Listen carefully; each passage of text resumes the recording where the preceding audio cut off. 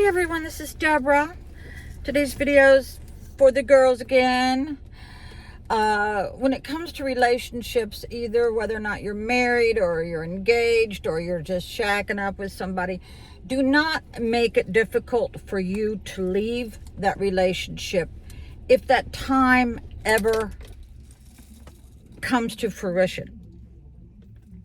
You don't want to be involved with financing.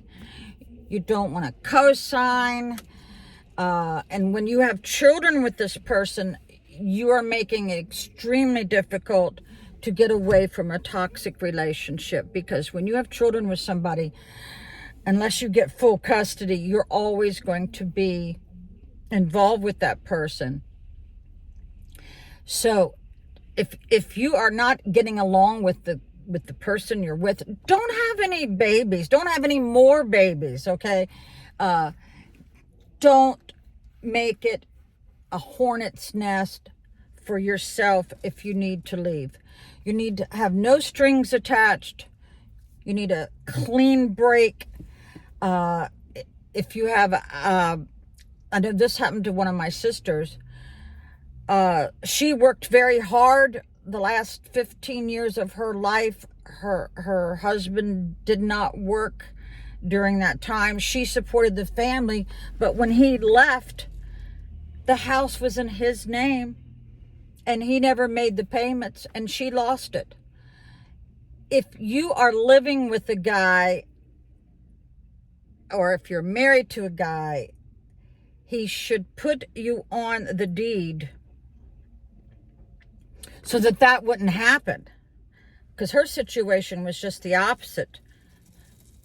She didn't get anything because she never went and checked at the courthouse how the house was in her name or his name.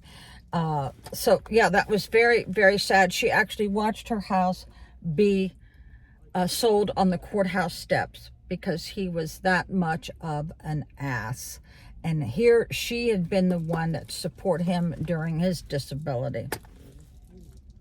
So that is the opposite thing that could happen if you're not on the deed. Now here's the thing. You could be on the mortgage, but if you're not on the deed, that house is not yours, okay? Just like a car. If your name is not on that title, that car is not yours. So make sure that you don't get stuck with the mortgage, because that happened to me. Well, my names was on all the deeds, thank God. But when I left, I was still responsible for the house I gave him. I let him have the business and the house. And it took him, I think, 8 years to get it refinanced because his credit was so bad and mine was perfect. It took him that long to get refinancing, to get my name off of the mortgage. So these are things all women and guys need to know.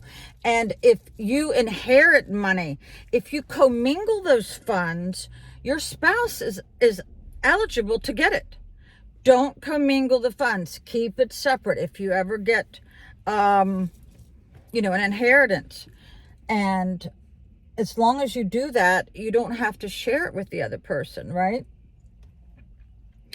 So these are all the things that my family and I have learned through time. A mortgage is different than a deed.